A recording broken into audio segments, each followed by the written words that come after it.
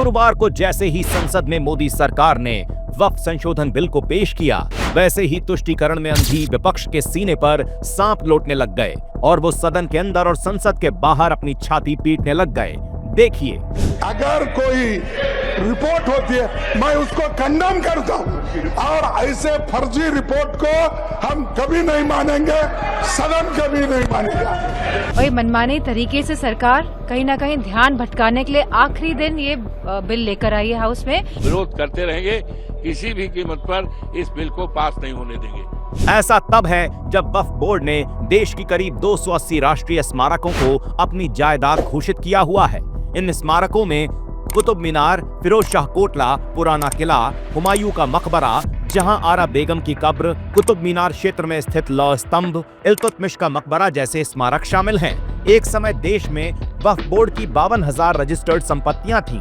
आज 9.4 लाख एकड़ जमीन पर 8.72 लाख अचल संपत्तियां हैं। वहीं बिहार में लालू के छोटे लाल तेजस्वी भी इसका विरोध कर चुके हैं।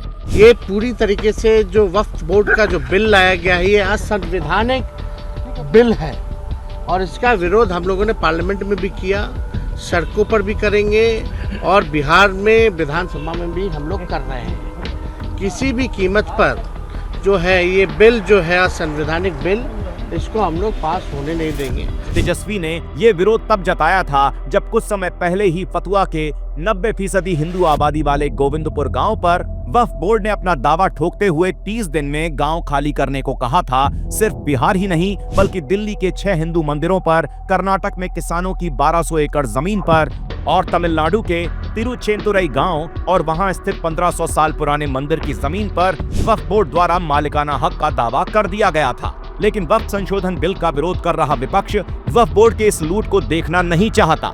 लेकिन जनता इंडी गठबंधन के इस तुष्टीकरण को देख भी रही है और समझ भी रही है और बिहार में तेजस्वी के तुष्टीकरण का जवाब प्रदेश की जनता 2025 के विधानसभा चुनाव में आरजेडी का सुपड़ा साफ करके देगी।